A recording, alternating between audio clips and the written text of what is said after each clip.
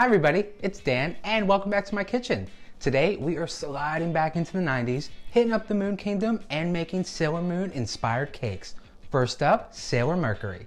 TikTok has been loving my Sailor Moon inspired cakes. This moist and fluffy melt in your mouth chocolate cake recipe is wrapped in a creamy, dreamy and light vanilla buttercream that comes together so easily. Add some simple fondant techniques, hand-painted white chocolate decorations, and a little bit of candy, you will be able to capture all things Sailor Mercury in one delicious cake. It is going to be one amazing Sailor Moon themed cake and I can't wait to get started. I'll be sure to throw a link to the recipe down below in the description, where I'll share all my tips and tricks and everything special you're going to need to make your own Sailor Moon inspired dessert. And stay tuned at the end of the video for more information about the KitchenAid Stand Mixer giveaway. And of course, if you're new to my kitchen, don't forget to click subscribe down below and ring the bell so you don't miss out on even more Sailor Moon inspired dessert. Now let's go ahead, preheat our oven to 350 degrees, and let's get started on this chocolate cake that we're going to transform into something awesome from Sailor Moon. Our first step is going to be to grab a mixing bowl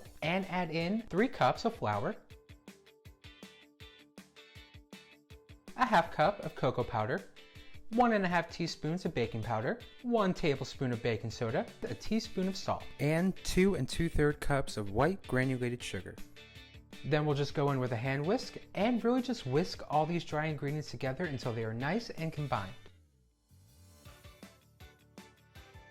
Once your dry ingredients are all whisked together, scoot those to the side, grab yourself another mixing bowl, and begin adding in your wet ingredients. So first up, let's add in a half cup of sour cream, 1 cup buttermilk at room temperature, 3 large eggs at room temperature,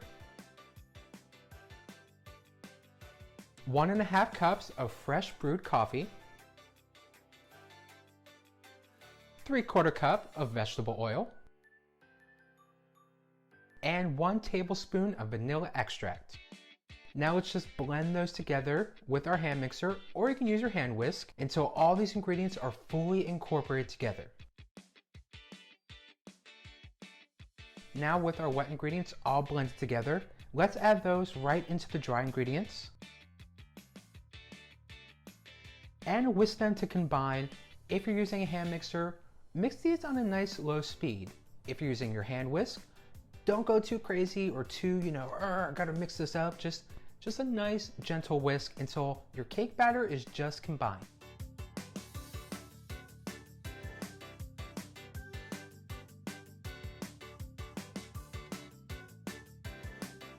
Then we'll just add the batter evenly into our prepared cake pans, pop them in the oven, and let them bake for a good 40 minutes or until your cake tester comes out clean. So our cakes have baked, they've cooled, I've halved and leveled all of them. Now it's time to fill and cover with some of our delicious fluffy vanilla buttercream. Now you can fill your Sailor Moon cakes with just about anything you'd like. If you're just adding a layer of buttercream between your cake layers, your frosting can have a thinner consistency and hold together just fine. I tend to add about a half cup of frosting between my 6-inch cake layers and spread it into an even layer. You want to be sure it's nice and level. One of the keys to a cake that doesn't wobble is those nice even layers. Continue to add your next layers of cake. I like to use a cake lifter for thinner cake layers to make sure they don't break apart. Once your cakes have been filled and stacked with that vanilla buttercream, you're ready to cover with even more delicious frosting. Once you've stacked and filled all your cake layers, your cake should look something just like mine here. You'll notice there's a fair amount of frosting hanging over the sides. I use this frosting to spread around the outside and top of my cake to create the crumb coat. The crumb coat is a thin layer of frosting on the outside of a cake that holds in the crumbs so they won't mix into your final layer of frosting. You can always add frosting to the cake for the crumb coat, but I find that having the frosting in the filling layers already spread out to the edges actually helps eliminate any potential air bubbles, which can get caught in the frosting and work their way out, giving your cake a very unlovely, kind of pimply look.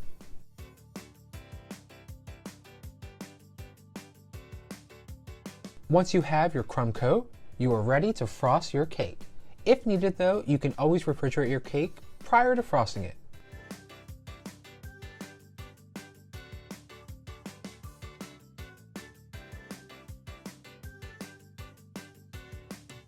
Once your cakes have been filled and stacked with that vanilla buttercream, you're ready to cover with even more delicious frosting. So to get started from here, you'll want your piping bag filled with buttercream.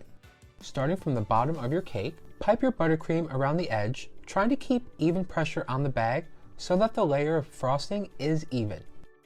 You will have multiple layers of piped buttercream here, depending on the height of your cake. The top layer needs to stick above the edge of the cake though. This will be important later for smoothing the top edges corners of your cake. When you're done applying the icing to the sides of the cake, it's time to smooth it over. This is where the icing smoother comes in. Place it against the side of your cake. You want to hold it straight up and down, as straight as possible. Hold your icing smoother in the same place and use your other hand to turn the cake turntable. Continue to turn the turntable, scraping the icing off the smoother occasionally so that there isn't too much buildup. I clean off my smoother regularly, and when I scrape the excess buttercream off of it, I usually also wipe it with a paper towel so that there isn't anything left on there that will mess up the buttercream once I place it back on the side of the cake. To do the edges, you can use the icing smoother or an offset spatula. The spatula should be about a 45-degree angle. Pull the icing in towards the middle of the cake, making the corner level with the top of the cake.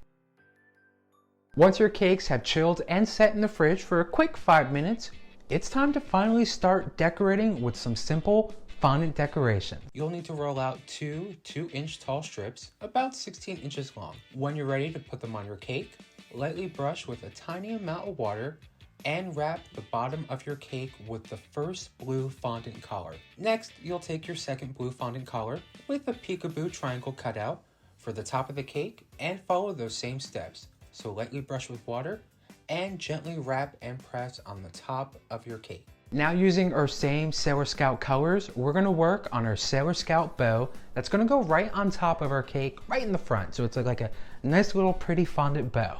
So we'll take our light blue fondant and roll it out on a lightly dusted surface. Then using a bow template, which you can find in the recipe link below, we're gonna cut out 4 bow pieces in total here. 2 for the right and 2 for the left. Simply pull away the remaining fondant and store for another cake. Now let's brush the back of each bow segment before gently pressing into our cake. And we're going to do that by starting with the back of the bow first to give dimension, and we're going to gently press it into our cake and then add our top bow piece over that. With that side done, let's move to the next. Wrapping up our bow, we're going to add a light blue circle fondant cutout and press that gently on top and in the middle of our bow. With our cake decorated with some simple fondant decorations and looking pretty awesome so far, let's begin to work on our white chocolate cake decorations. Now what I did here was outline a template of Sailor Mercury's harp and transferred it to a piece of parchment paper. Our first step is going to carefully take our melted white chocolate in a piping bag, and I say carefully because it can still be a little too warm here. Once you're ready to pipe with your melted white chocolate, slowly pipe the outline for our white chocolate Sailor Mercury harp cake decoration.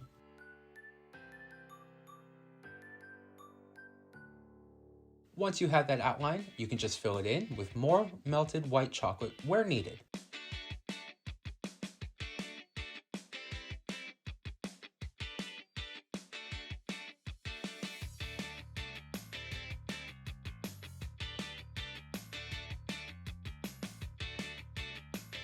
Now, just like with using royal icing, we're going to push our melted white chocolate to the edges and make sure we get full coverage here. You can either do this with a small skewer, a knife, or a lollipop stick.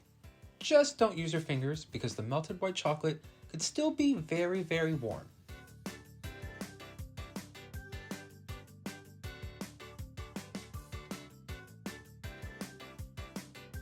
After you're done piping your white chocolate, just set it aside and let it cool and harden for a quick 10 to 15 minutes.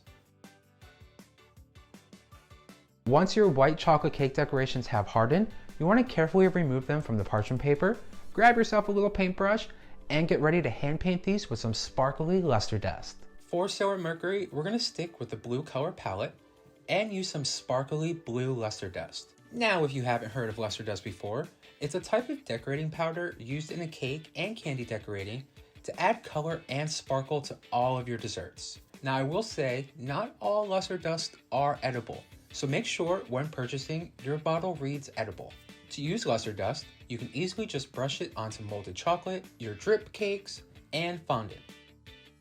Now, I love intense saturated color when it comes to baking and decorating, so I like to mix my luster dust with a couple of drops of vodka or lemon extract. Though I tend to lean towards vodka because honestly, it lets me paint my luster dust with a nice consistency and dry super quick for a gorgeous saturated color.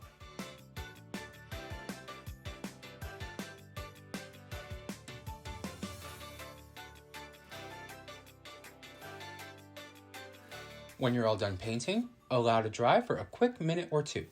Now that our luster dust has dried on our white chocolate decorations, it's going to be time to put all of our finishing touches on our Sailor Moon inspired cake.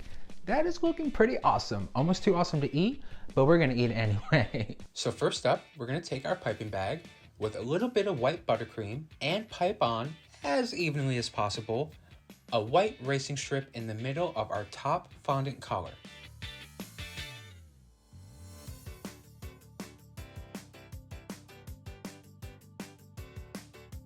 To decorate the top of our cake, let's alternate between piping on dollops of white and light blue buttercream.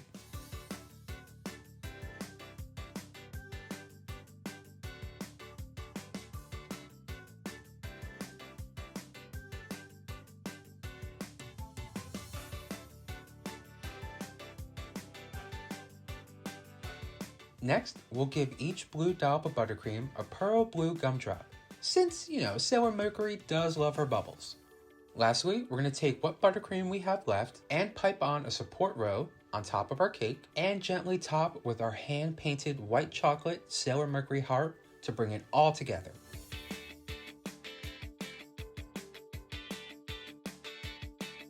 Well, thank you all for stopping by. I had so much fun sharing my love for all things Sailor Moon and showing you all how to make a Sailor Moon inspired cake.